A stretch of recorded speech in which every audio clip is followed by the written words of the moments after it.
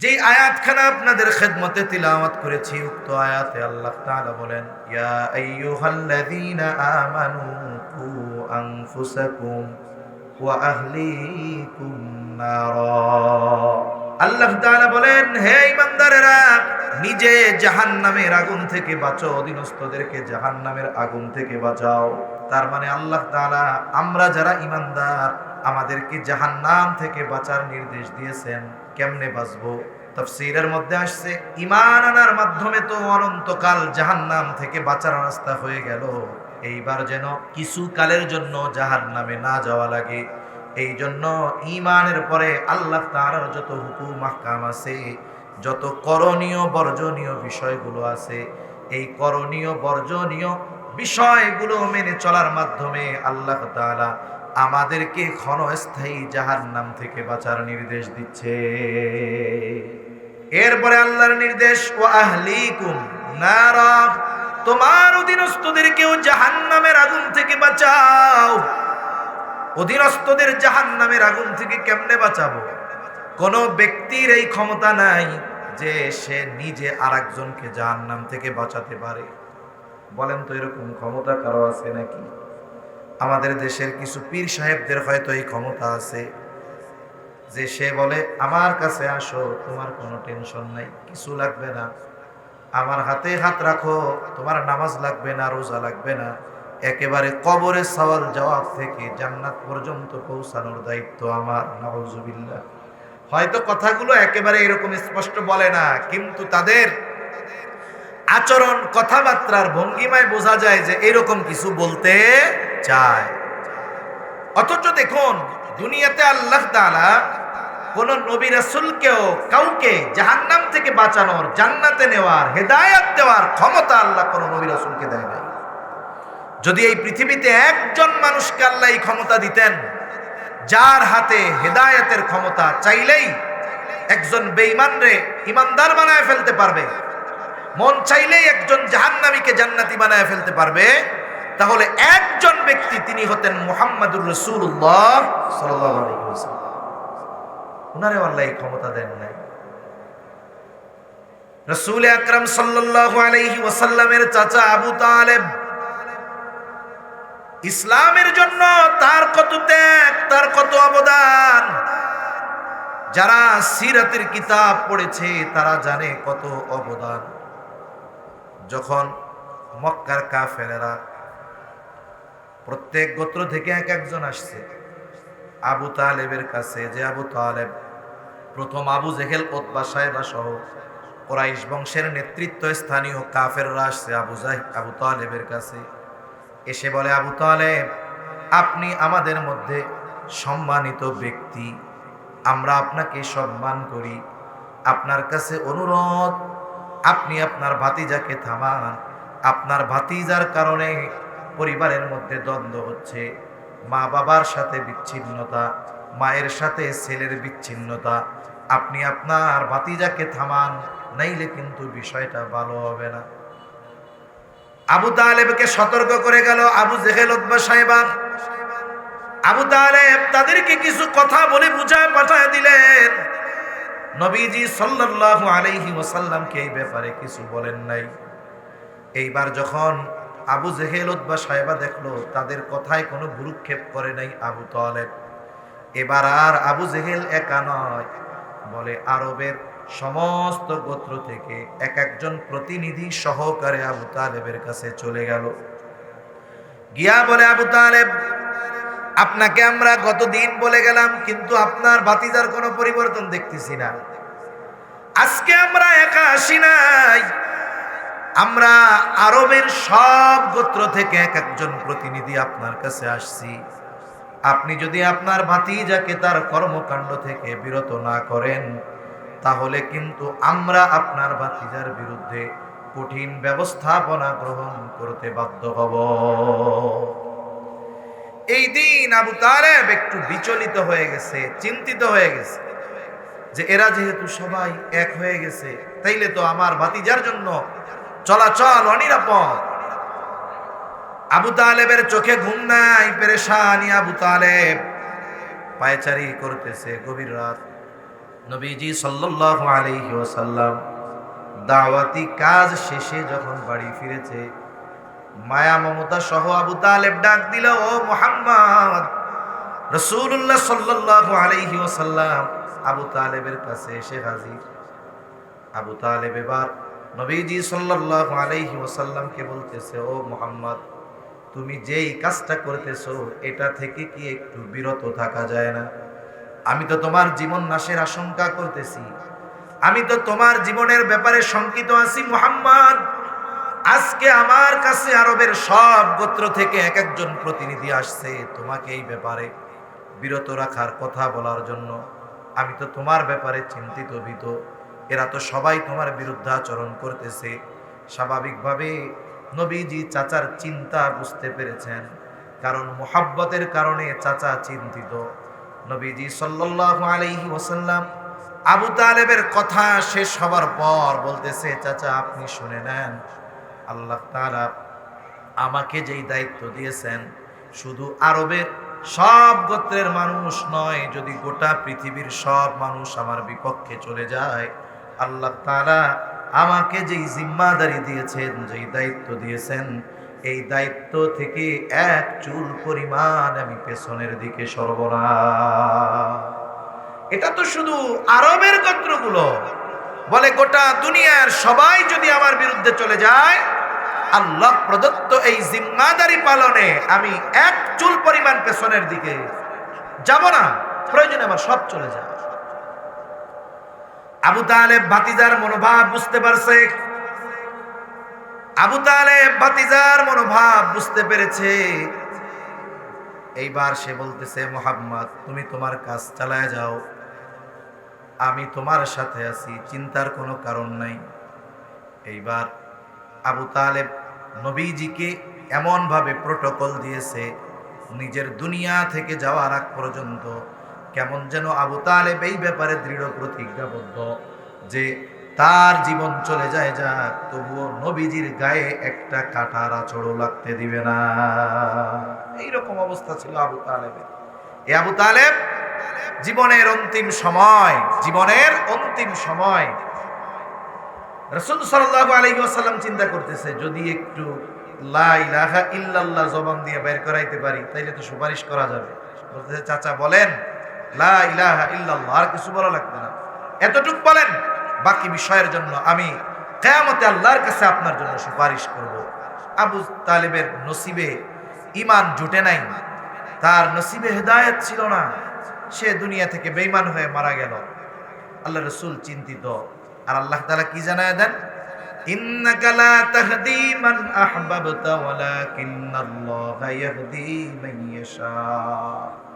আল্লাহ তাআলা বলেন, আপনি যাকে ভালোবাসেন, মহব্বত করেন, যাকে চান তাকে হেদায়েত দিতে পারবেন না। ওয়ালাকিন্নাল্লাহা ইয়াহদি মান ইয়াশা, বরং আল্লাহ তাআলা যাকে চান তিনি তাকে হেদায়েত দেন।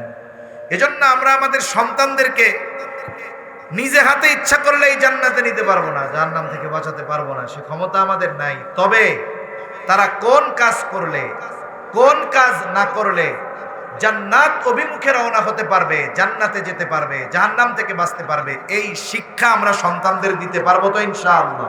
আল্লাহ রাব্বুল আলামিন বলেন, ওয়া ইন তাউদ্দু নি'মাতাল্লাহি লা তুহসুহা। আল্লাহ রাব্বুল আলামিন বলেন, তোমরা যদি আল্লাহর নিয়ামত সমূহ গণনা করো, হিসাব করতে পারবা না।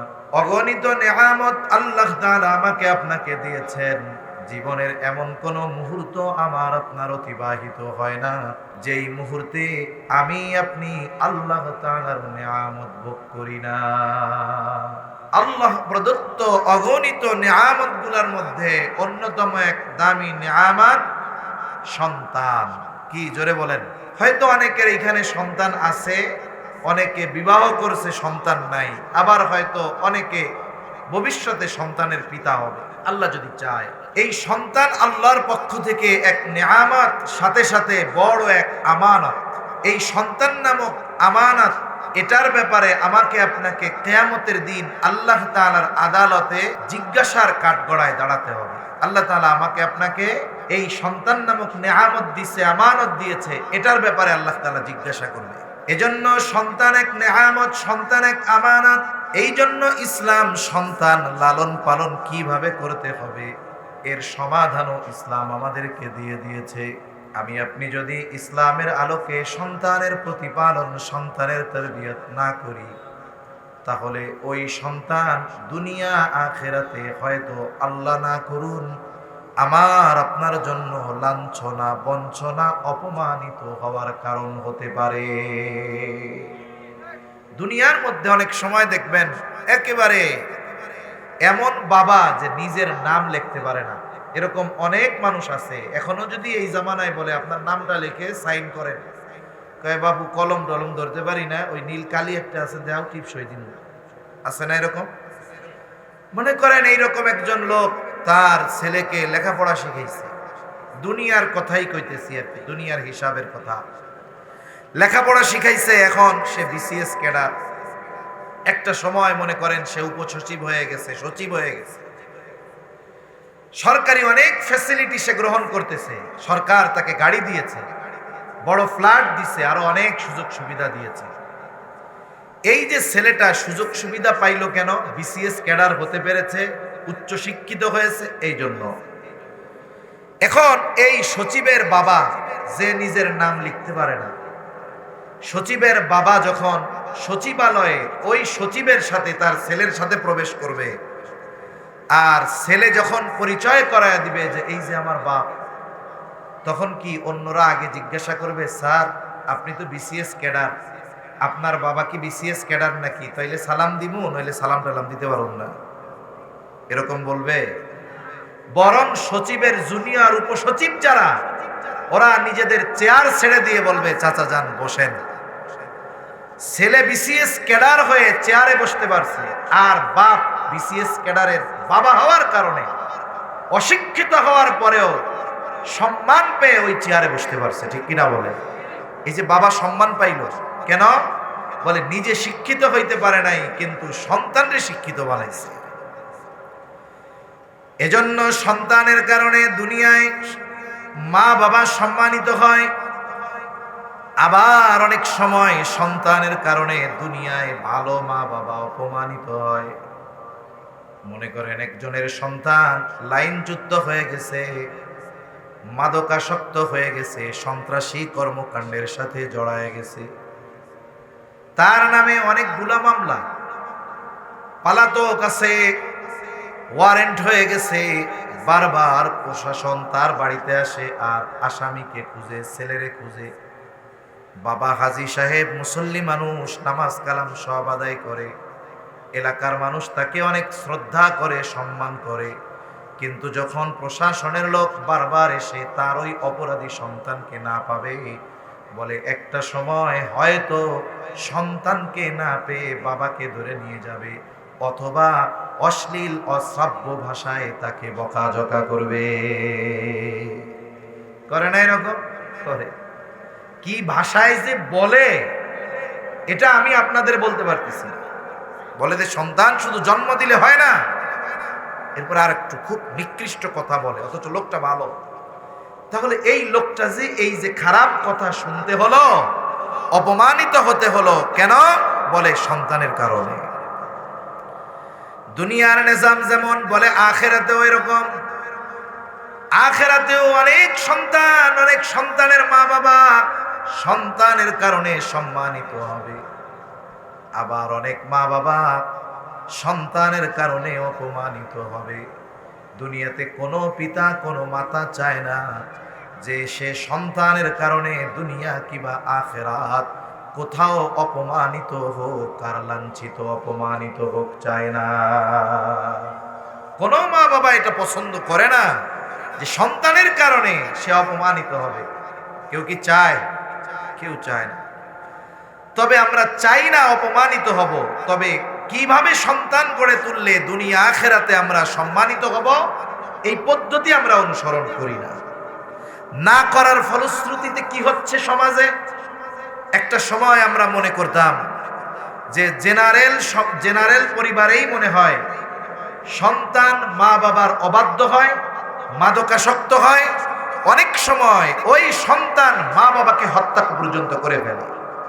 আমাদের দেশে অনেক ঘটনা আমরা প্রতিনিয়ত শুনি, মোবাইলে দেখি, খবরে দেখি যে মাদকাসক্ত সন্তান নেশার টাকা না পেয়ে তার মা বাবাকে হত্যা করে ফেলেছে, অথবা সম্পদের কারণে সম্পদ ভাগাভাগি নিয়ে সন্তানেরা মিলে বাবাকে হত্যা করে ফেলেছে, জুলুম করেছে, অত্যাচার করেছে।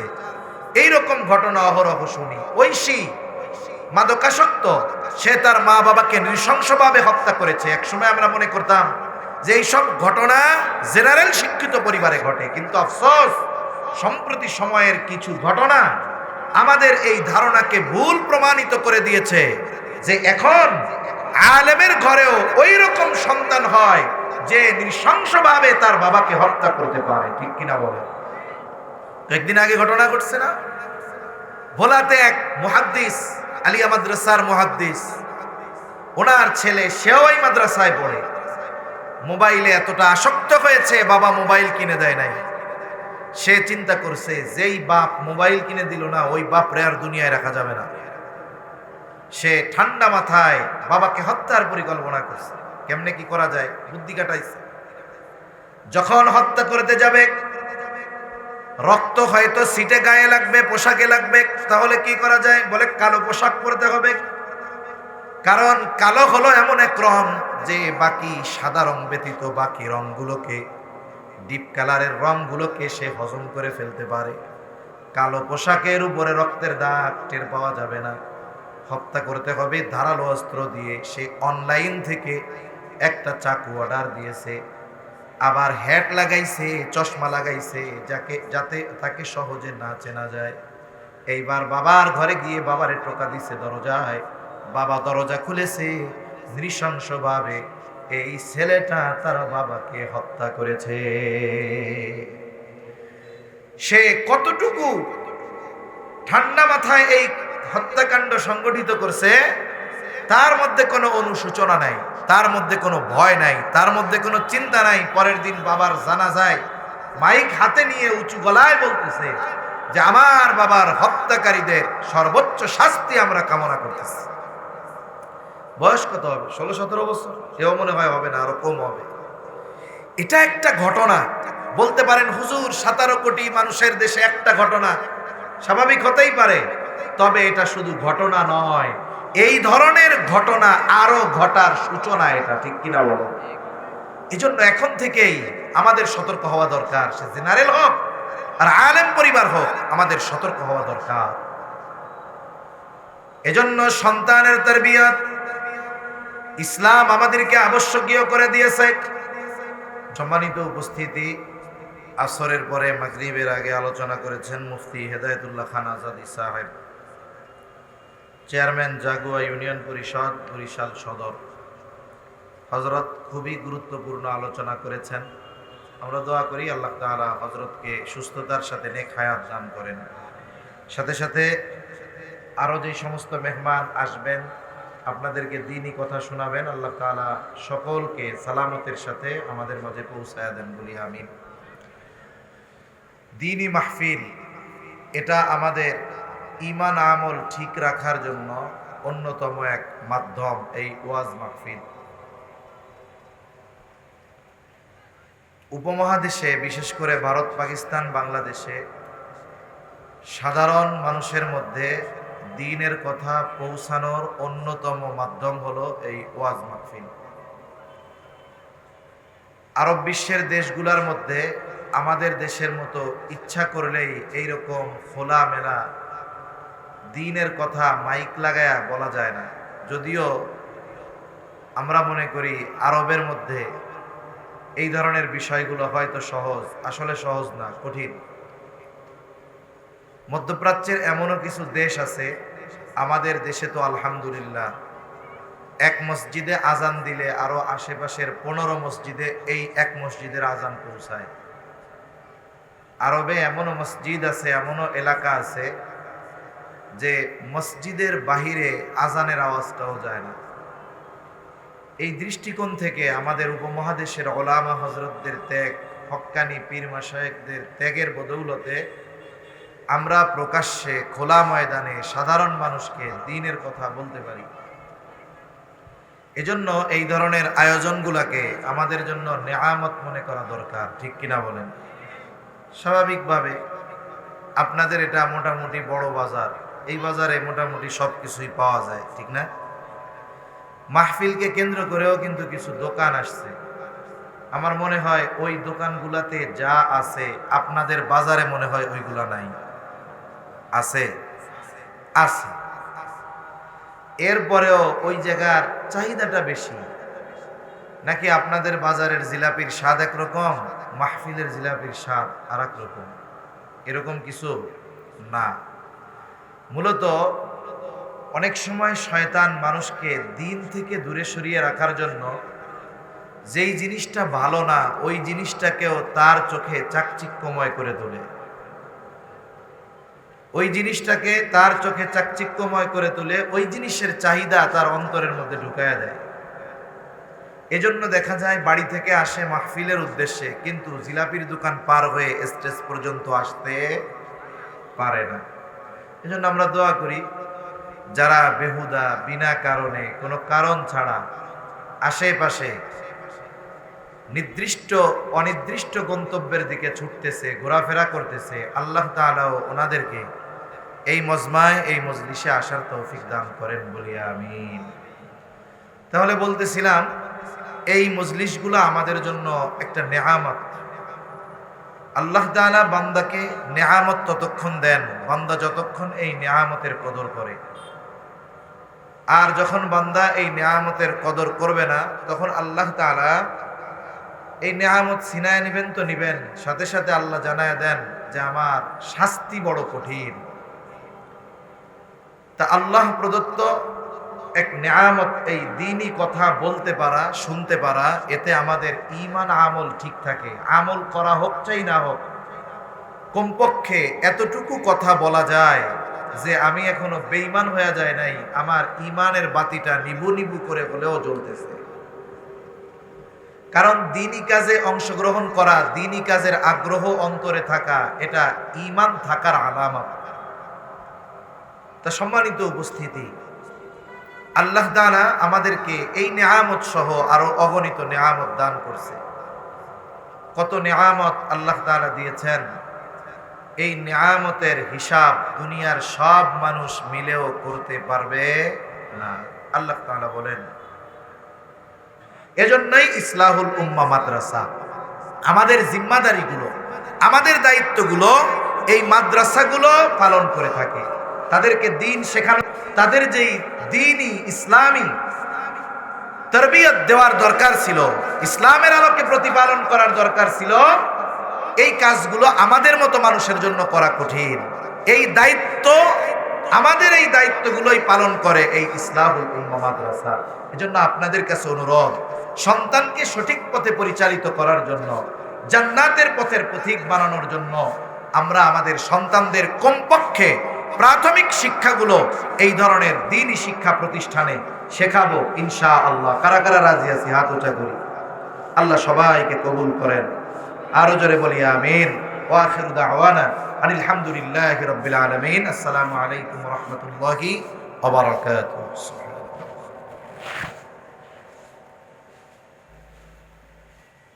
والحمد لله رب العالمين.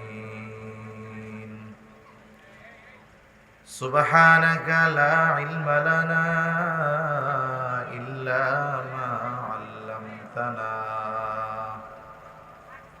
إنك أنت العليم الحكيم.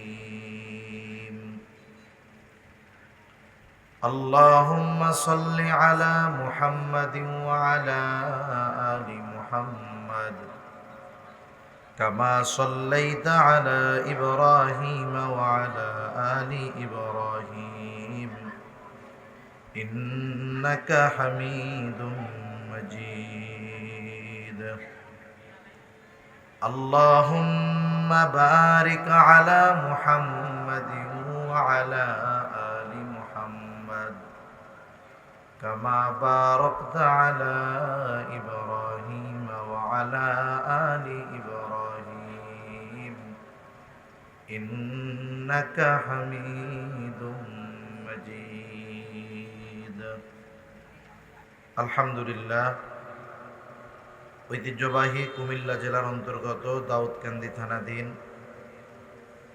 গোয়ালমারি বাজার ইসলাহুল উম্মাহ মডেল মাদ্রাসার উদ্যোগে আয়োজিত আজকের এই বার্ষিক ওয়াজ মাহফিলের সম্মানিত শ্রদ্ধেয় সভাপতি, আমন্ত্রিত ওয়াইজিনে কেরাম, ওলামায়ে কেরাম, সামনে উপস্থিত মুরব্বিয়ানে কেরাম, সমবয়সী যুবক বন্ধু, স্নেহের ছোট ভাই, মাইকের আওয়াজ যত দূরে যায়, নিজ নিজ স্থানে অবস্থানরতা সম্মানিতা শ্রদ্ধেয়া মা ও বোন, আল্লাহ তাআলার দরবারে অগণিত শুকর যে মহান মালিক আমাদের হায়াতে বরকত দিয়ে সুস্থ রেখে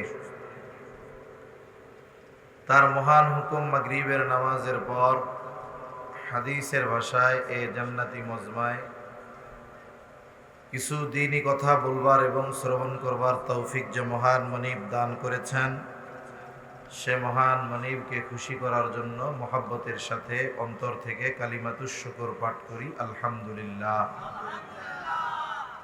অগণিত দুরুদ ও সালাম সৈয়দুল আম্বিয়া, আশরাফুল আম্বিয়া, খাতামুল আম্বিয়া, ইমামুল মুরসালিন, রহমাতুল লিল আলামিন, মুহাম্মাদুর রাসূলুল্লাহ সাল্লাল্লাহু আলাইহি ওয়াসাল্লামের উপর। আমি আপনাদের খেদমতে পবিত্র কোরআনুল কারীমের একটা আয়াত ও রাসূল আকরাম সাল্লাল্লাহু আলাইহি ওয়াসাল্লামের অগণিত হাদিস থেকে একটা হাদিসের অংশ পাঠ করেছি। আল্লাহ তাআলার কাছে তৌফিক চাই, আল্লাহ তাআলা কিছু কথা বলার তৌফিক দেন যেগুলো আমাদের দুনিয়া এবং আখিরাতের জন্য কল্যাণকর হয়। সকলে জবান খুলে বলি আমিন।